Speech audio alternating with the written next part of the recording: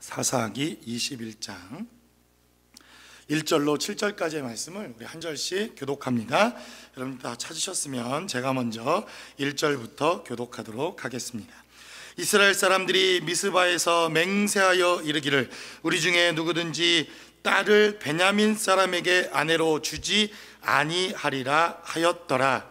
백성이 베델에 이르러 거기서 저녁까지 하나님 앞에 앉아서 큰 소리로 울며 이르되 이스라엘의 하나님 여호와여, 어찌하여 이스라엘에 이런 일이 생겨서 오늘 이스라엘 중에 한 지파가 없어지게 하시나이까 하더니, 이튿날에 백성이 일찍이 일어나 거기에 한 제단을 쌓고 번제와 화목제를 드렸더라. 이스라엘 자손이 이르되 이스라엘 온 지파 중에 총회와 함께하여 여호와 앞에 올라오지 아니한 자가 누구냐 하니, 이는 그들이 크게 맹세하기를 미스바에 와서 여호와 앞에 이르지 아니하는 자는 반드시 죽일 것이라 하였음이라.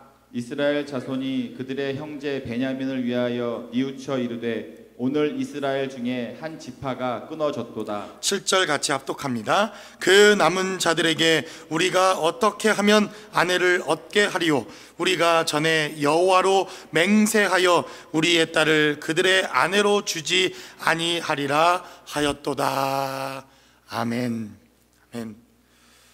지난 6개월 동안 우리는 사사기라고 하는 이 메시지를 여러분들과 함께 말씀을 통해서 나누었습니다. 사실 6개월이라고 하면 그렇게 짧은 기간은 아니지만 우리도 이 사사기라고 하는 이 말씀을 통해서 지난 우리의 삶의 자리를 좀 돌아보고 이 세대가 과연 어떤 세대인가 우리의 삶의 자리를 함께 나눠보자고 하는 의미로 이 사사기를 시작하는 기억이 있었습니다. 근데 사실 제 마음 가운데는 약간의 이런 기대감도 있었습니다. 사사기의 내용을 나는 이미 다 알고 있으니까 사사기의 내용 가운데 그래도 좀 신앙생활을 잘해보자고 이 기회를 틈타 말씀을 좀 틈타서 여러분들에게 한번 호되게 혼내켜 보는 짜릿함도 있겠거니라고 하는 그 마음도 제 마음 가운데 사실 있었던 것도 사실입니다. 그리고 한번 걸리기만 해봐라 이 말씀으로 그날은 한번 뒤집어 엎는 역사를 보여주리라, 그렇게 시작했던 마음으로 사사기를 시작했던 것도 사실입니다. 그런데 말씀을 나누고 말씀을 보다 보면 이것이 평신도 이 시대를 살아가는 여러분들을 위한 하나님의 경고와 하나님의 징계의 메시지이기보다는 사실 이 시대를 살아가는 사역자들, 이 시대를 살아가는 하나님의 이 직분자들, 우리와 같은 목사들 혹은 이제 신학 공부를 하고 있는 이러한 신학생들 보다 더 책임감 있게 하나님이 주신 직분자들을 향해서 하나님께서 보다 더 강력한 경고의 메시지를 전하고 있는 것은 아닌가라는 생각을 해보게 됩니다. 오히려 여러분들에게 하나님의 말씀으로 회개하게 하고 여러분들을 억압하고 제가 한번 혼내보겠다는 마음으로 시작했던 메시지였지만 지금은 사실 여러분들 보기에 부끄러운 마음이 들 정도로 이 메시지를 통해서 다시 한번 우리 목회자들의 삶의 자리와 그리고 교회와 이 세대를 살아가는 그리스도인들의 삶의 자리를 고민하며 심각하게 생각해 보게 되는 그러한 계기가 되었던 것 같습니다.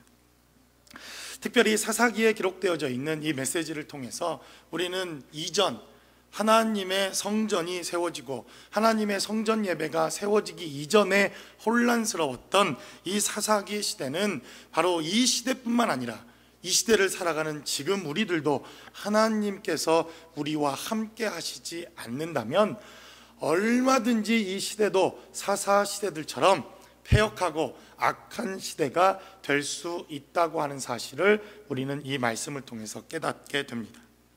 교회도 있고 신학교도 잘 준비되어져 있고 목회자들도 설교를 잘하고 교회라고 하는 조직도 견고하게 잘 세워져 있지만 그 안에 하나님이 함께 하시지 않는다면 언제든지 사사기 시대처럼 우리는 혼란과 어려움과 그리고 이런 패역한 삶의 자리를 경험할 수 있다고 하는 것을 이 사사기는 우리에게 증거하고 있는 것을 보게 됩니다. 특별히 이 미국 땅 우리도 얼마 가지 아니하면 정말 모든 범죄의 온상의 80%가 시작된다는 헐리우드를 끼고 살아가고 있지 않습니까? 사실 그것만 핑계할 것이 아니라 사실 하나님께서 우리에게 허락하신 몸된 교회가 사명을 잘 감당하고 있는가, 빛의 역할을 잘 감당하고 있는가, 소금의 역할을 잘 감당하고 있는가, 사사기의 말씀을 통해서 한 번쯤 심각한 고민을 해야 할 시간이라고 여겨진다는 것입니다. 이제 사사기 21장을 마지막으로 사사기의 모든 메시지는 끝을 맺게 됩니다. 저도 언제 또 여러분들과 함께 이 사사기의 말씀을 가지고 또 설교를 하게 될지, 말씀을 나누게 될지 기약은 할 수 없지만, 그러나 이 시대에 정말 시대를 우리가 한번 심각하게 고민해보며 이 세대를 살아가는 우리들이 어떻게 살아야 할 것인가에 대한 다짐이 다시 한번 필요한 때가 아니었을까라는 생각을 해보게 됩니다. 이제 마지막 베냐민 지파의 싸움과 이스라엘과의 전쟁 이후 베냐민 자손은 완전히 전멸을 당하게 됩니다. 지난 시간에 말씀을 드렸듯이 복수는 그냥 한 대 딱 때렸다고 내가 한 대 맞고 그냥 끝나는 예가 거의 없습니다. 하나님께서 눈에는 눈으로 이는 이로 이렇게 말씀하신 것은 우리는 눈을 당한 만큼 그냥 하나만 빼고 싶은 것이 아니라 양쪽 눈을 다 후벼 파서 빼고 싶은 그러한 복수심이 우리 마음 가운데 있지 않습니까? 그러한 마음들이 우리 마음 가운데 여실히 드러난 전쟁, 이것이 바로 베냐민 기브와의 전쟁이었다는 것을 보게 됩니다. 이제 이스라엘 백성들은 2번 전쟁을 패하고 베냐민과 마지막 3번째 전쟁을 하게 되는데, 이 전쟁에서 베냐민 지파는 600명이라고 하는 남자의 숫자만을 남겨놓고 모든 아이들, 모든 여인들, 모든 노인들이 완전히 몰살을 당하게 되는 그러한 전쟁의 결과를 얻게 됩니다. 여러분, 이 복수의 결과라고 하는 것이 얼마나 처절하고 얼마나 심각한 문제를 야기하는가 하는 것을 우리는 이 본문의 말씀을 통해서 보게 됩니다. 베냐민이 잘못을 했죠. 그들도 마땅히 하나님의 심판과 하나님의 징계를 받는 것이 마땅하다고 여겨집니다. 그러나 여러분, 600명만 남겨두고 그것도 겨우 도망을 쳐서 겨우 목숨을 건진 사람 600명을 제외하고 나머지의 모든 사람들이 멸살을 당해야 하는 이러한 심각한 위기를 맞이하게 되었다는 것입니다. 바로 이러한 문제 앞에 직면한 이스라엘, 그리고 이 문제를 해결하는 과정 가운데 하나님께서 그래도 소망과 이스라엘 백성들에 대한 희망의 끈을 놓지 않으셨던 하나님의 말씀을 통해서 우리는 사사기가 주고 있는 대단히 중요한 목표 하나, 그리고 이 공동체가 가야 할 목표 하나가 생겼다고 하는 것을 말씀을 통해서 깨닫습니다. 그것은 보다 더 성숙한 신앙생활, 지금보다 조금 더 성숙한 신앙생활, 조금 더 성숙한 삶의 자리까지 우리가 나아가는 것, 이것을 주님께서 원하신다는 것을 깨닫게 되더라는 것입니다. 오늘 이 본문의 말씀을 통해서 이 세대를 살아가는 저와 여러분들에게, 그리고 이 사사기를 마지막으로 마무리하면서 다시 한번 다짐하는 우리의 신앙의 삶의 자리가 무엇인지 본문이 기록하고 있는 말씀을 통해서 우리가 함께 나눠보기를 원합니다. 첫 번째로 성경은 우리에게 증거하기를 이 성숙한 삶을 향해서 우리는 머리보다는 가슴이 좀 뜨거운 신앙이 필요하다 하는 것을 깨닫게 됩니다. 여러분, 오늘 본문에는 어떤 문제가 발생합니까? 이제 베냐민 지파가 다 죽게 되었습니다. 오늘 본문은 기록하기를 1절은 이렇게 시작합니다. 이스라엘 사람들이 미스바에서 맹세하여 이르기를 우리 중에 누구든지 딸을 베냐민 사람에게 아내로 주지 아니하리라 하였더라. 이렇게 맹세합니다. 베냐민 지파와 결혼하면 절교다, 이렇게 선언했다는 겁니다. 저도 초등학교 때 애들 왕따, 지금은 왕따가 되게 심각한데 그러지 않습니까? 누구랑 싸웠는데 제 친구한테 가서 야, 너 걔랑 놀면 너랑 이제 도시락 안 먹어, 절교, 이런 유치한 우리의 삶의 자리가 늘 있지 않았습니까? 그런 비슷한 맹세를 이스라엘 백성들이 여호와 앞에서, 그리고 베냐민 자손 앞에서 하게 됩니다. 이제 이스라엘 백성들 중에 누구든지 베냐민 지파에게 딸을 주어서 시집을 보내면 완전히 왕따시키고 아주 이스라엘 백성이라고 취급도 안 하겠다, 이렇게 맹세를 해놓고 보니 어떤 문제가 발생합니까?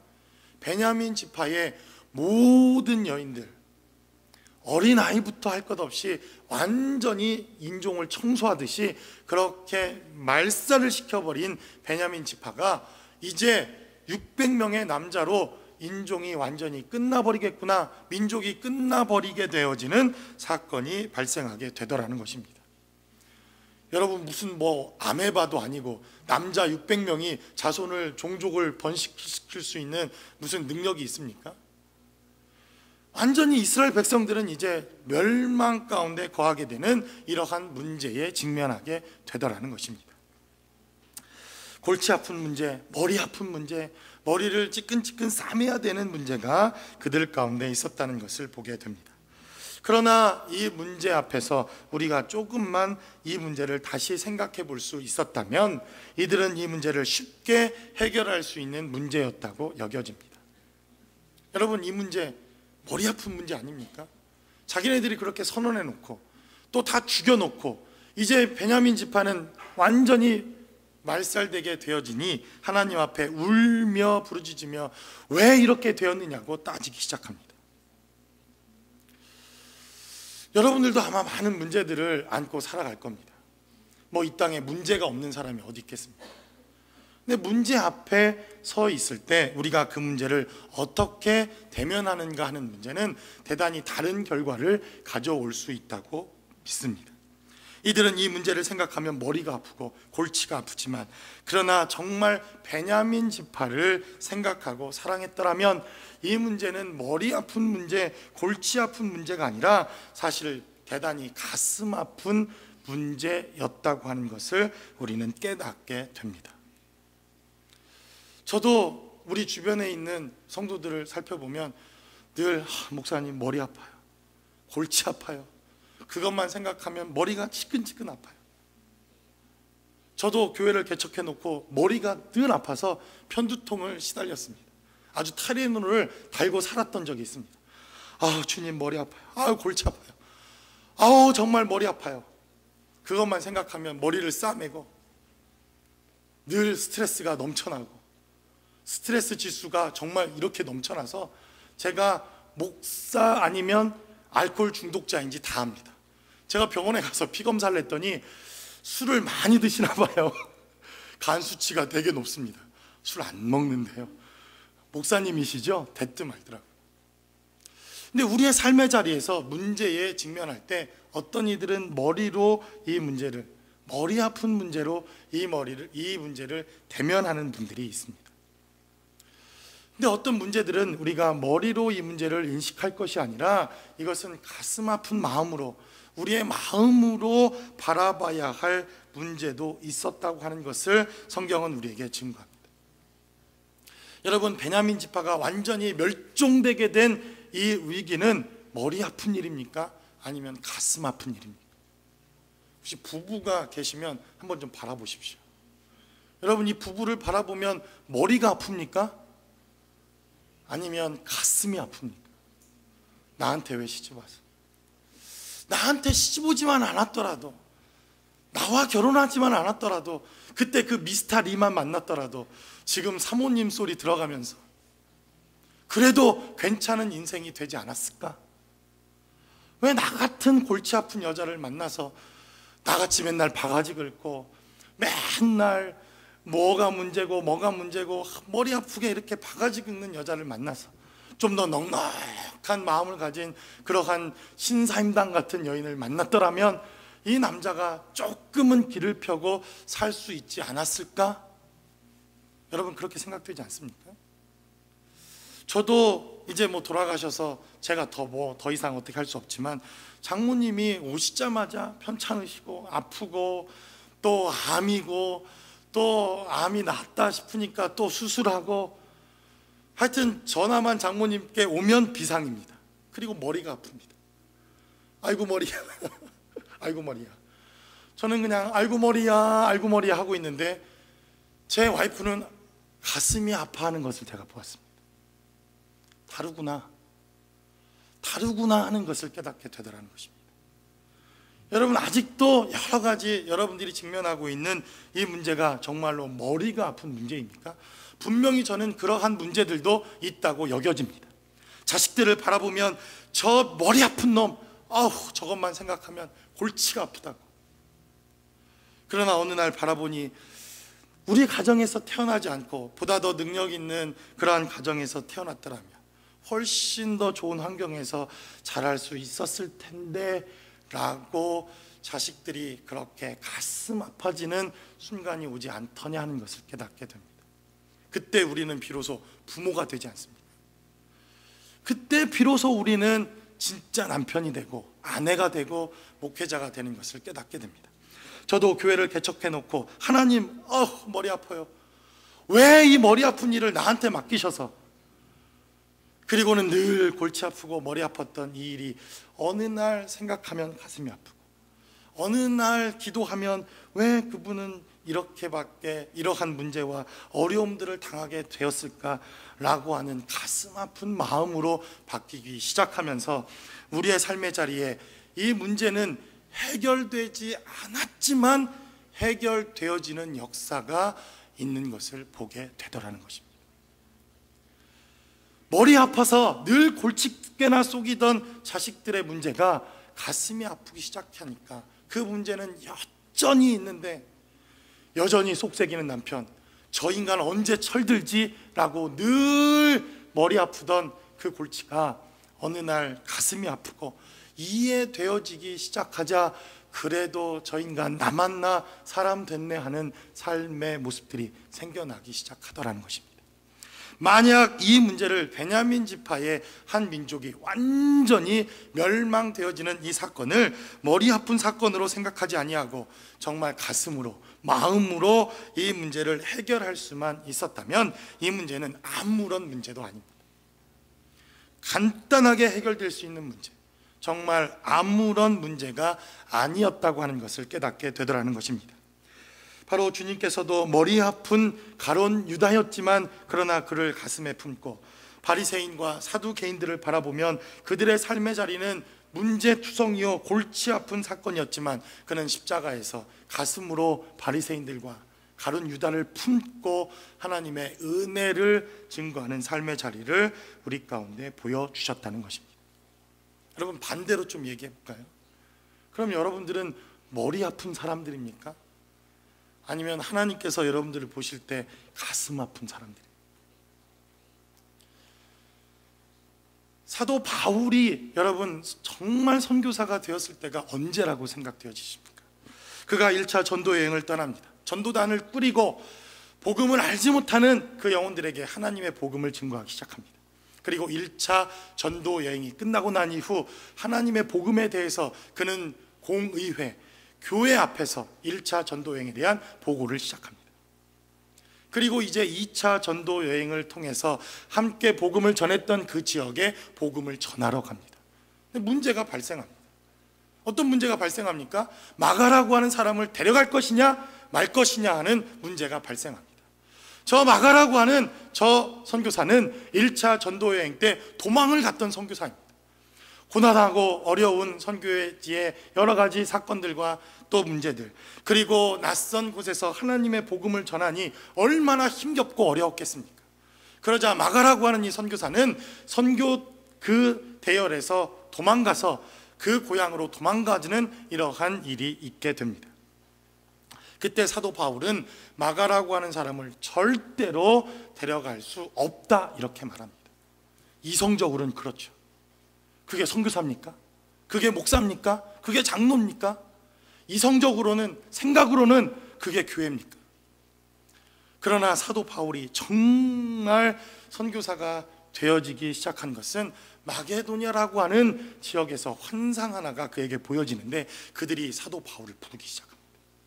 와서 우리를 도와달라고, 와서 우리를 도와달라고, 와서 우리를 도와달라고 손짓하는 그들의 도움의 손길, 그리고 그들의 가까운 그러한 환상을 통해서 그 유럽 지역에 있었던 사람들을 가슴에 품기 시작하는 그 순간 사도 바울은 진짜 선교사로 거듭나는 사건이 있었음을 성경은 우리에게 증거합니다.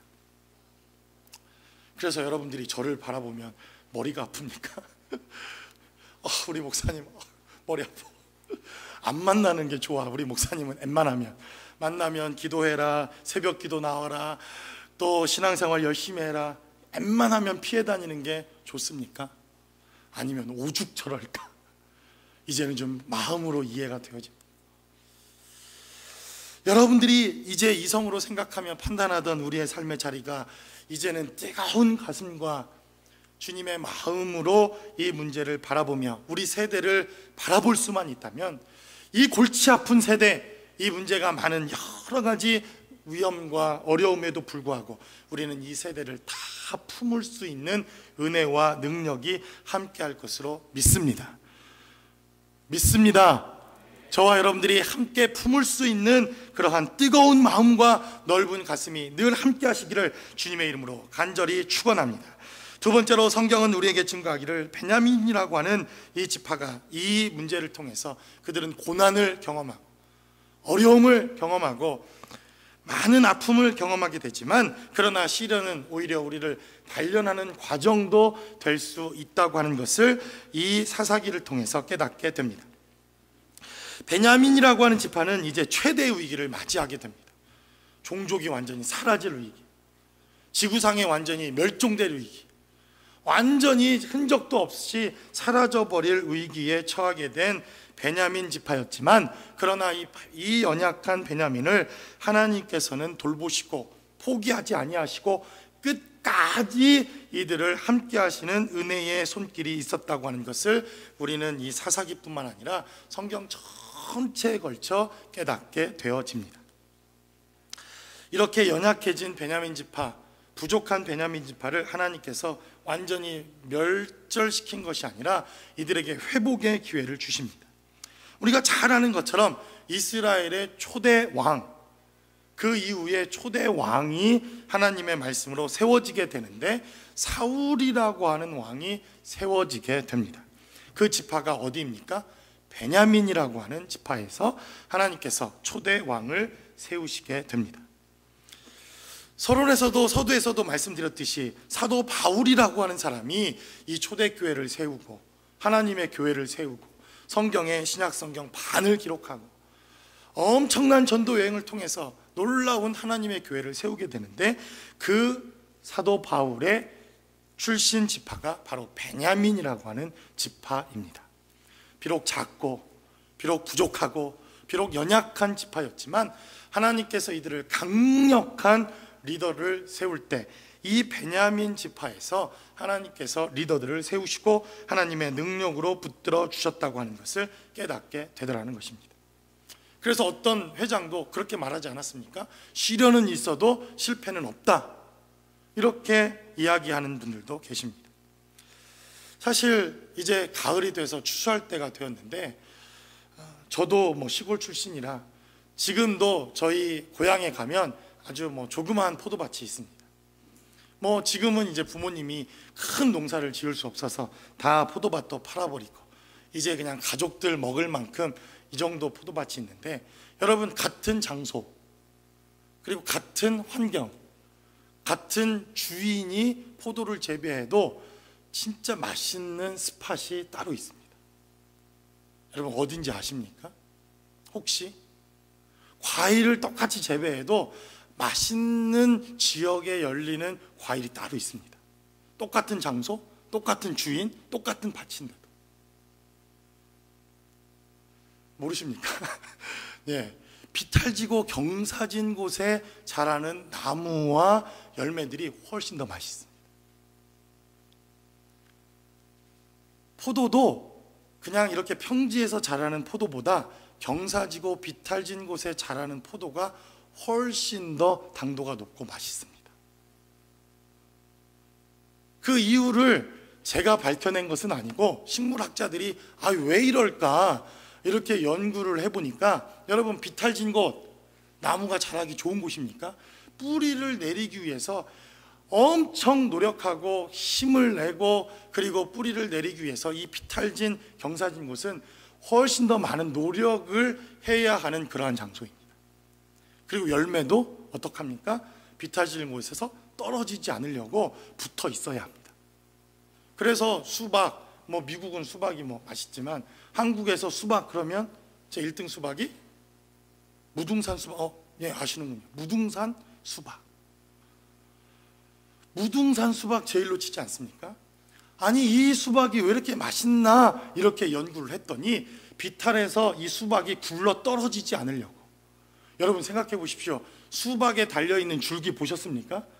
그거 어디 호박 하나라도 지탱이나 하겠습니까? 그러니까 그 비탈길에서 굴러 떨어지지 않으려고 수박이 노력합니다. 또 노력하고 굴러 떨어지지 않아야지 노력하다 보니까 수박이 단단해지고 수박이 맛있어지고 수박의 당도가 높아지고 수박에 영양가가 있더라, 이렇게 밝혀졌다 합니다. 그래서 시련은 있지만 어려운 고난과 고난의 역사를 통과하는 베냐민 지파였지만 그래도 하나님께서 강력한 리더십이 필요한 이러한 시기에 바로 베냐민이라고 하는 사람들을 통해서 하나님께서는 놀라운 믿음의 역사를 일으키시고 하나님의 능력과 은혜로 함께 하시는 것을 보게 됩니다. 여러분들의 삶의 자리에 고난이 있습니까? 역경이 있습니까? 그러면 어쩌면 그 고난과 역경 때문에 감사하는 삶의 자리가 우리에게 우리의 영혼을 살리고 우리의 삶을 살기는 능력이 되어진다고 하는 것을 기억하는 저와 여러분들이 되시기를 주님의 이름으로 간절히 축원합니다. 이 미국에서는 화로 먹기가 사실 쉽지 않지만 저희 동네는 대천, 어항이 한 20분만 차를 타고 나가면 무창포, 또 대천 해수욕장, 이런 많은 어항들이 있습니다. 그러면 배가 나가서 광어도 잡아오고 도다리도 잡아오고 우럭도 잡아오고 횟감을 잡아오지 않습니까? 상천한 이러한 것들은 우리가 회로 잡아먹고 좋은 상품 가치가 있는 것들은 서울로 보냅니다. 근데 여러분, 그냥 탱크로리 이러한 차에 보내면 다 죽습니다. 멀미해서 죽습니다. 생선도 멀미를 내서 다 죽습니다. 그래서 서울에 가서 딱 열어보면 한두 마리 살아있고 다 썩은 동태눈 마냥 다 멀미나서 그냥 모두 다 죽습니다. 그래서 서울로 횟감을 올릴 때 여러분 어떻게 하는지 아십니까? 이만한 상어 한 마리를 그 통 안에 집어넣습니다. 그러면 그 상어 한 마리가 아주 동태 눈깔을 하고 비리비리한 거를 쫓아다니기 시작합니다. 잡아먹으려고. 그러면 그 안에 있는 이 생선들은 안 잡아먹히려고 두 눈을 부릅뜨고 잠잘 새가 어디 있습니까? 낮잠이라도 자고 깜빡 졸기라도 하면 잡아먹히는데. 그래서 하나님께서 가끔 교회 안에도 마귀 새끼 한 마리를 탁 풀어놓은 거 아닙니까? 누가 졸고 있나? 졸고 있는 거 가서 잡아먹어라. 그래서 가끔은 우리 가운데 이런 문제가 한두 개씩 있는 것도 하나님께서 우리에게 깨어있으라고, 우리에게 기도하라고, 그 문제로 말미암아 하나님 앞에 더욱더 가까이 나오게 하시는 이러한 은혜다 하는 것을 깨닫게 되더라는 것입니다.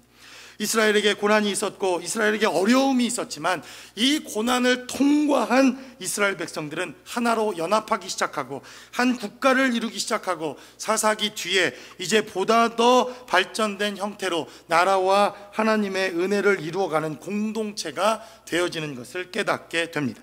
함께 연합하여 민족과 민족을 대적하고 함께 연합하여 어려운 이웃들을 돌아볼 뿐만 아니라 함께 연합하여 공동체를 이뤄나가는, 비로소 진짜 이스라엘의 공동체와 연합하는 나라와 민족이 되더라 하는 것을 우리가 깨닫는 은혜도 있었다, 성경은 우리에게 증거합니다.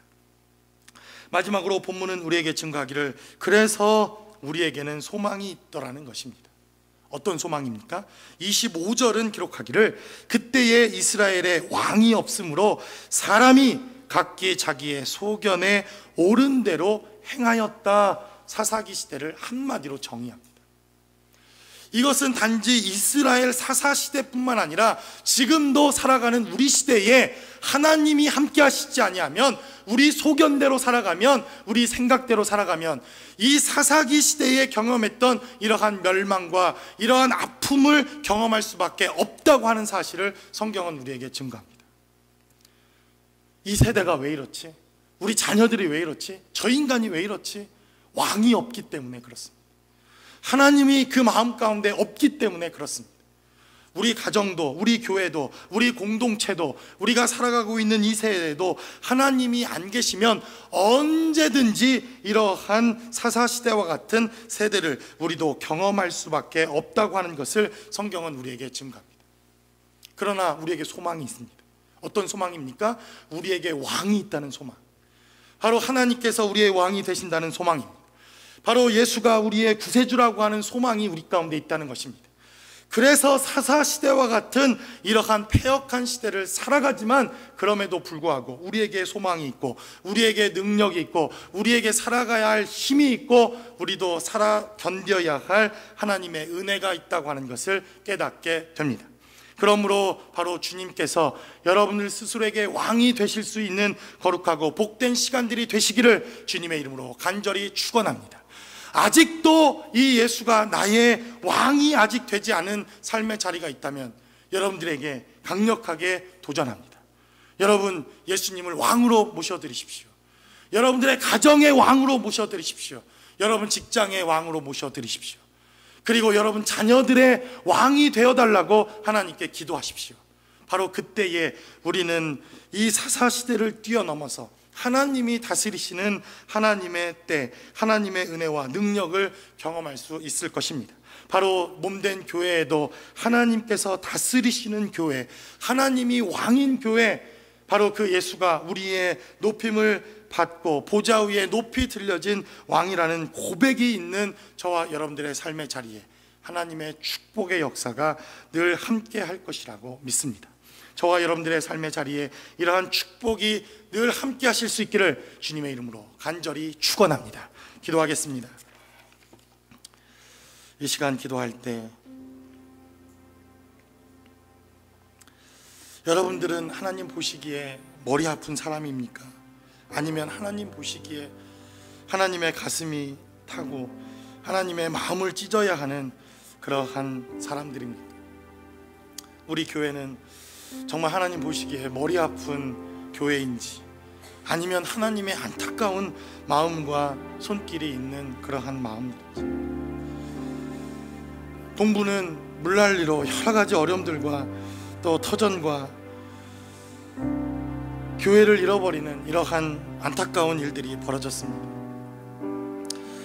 그러한 자연재해를 바라보는 우리의 삶의 자리에 정말 머리가 아픈 일인지, 영국의 테러를 바라보면서 영국의 이미 이러한 테러와 그리고 이러한 문제들을 정말 우리는 머리 아픈 일로 바라보고 있는지, 아니면 예수를 알지 못하는 저들, 하나님을 알지 못해서 여전히 그들의 삶 가운데 저렇게 테러로 그리고 삶을 하찮게 여기는 이러한 마음들을 갖고 있는 것이 정말 마음 아픈 일들인지, 우리 시간 하나님 앞에 기도하는 시간이 되길 바랍니다.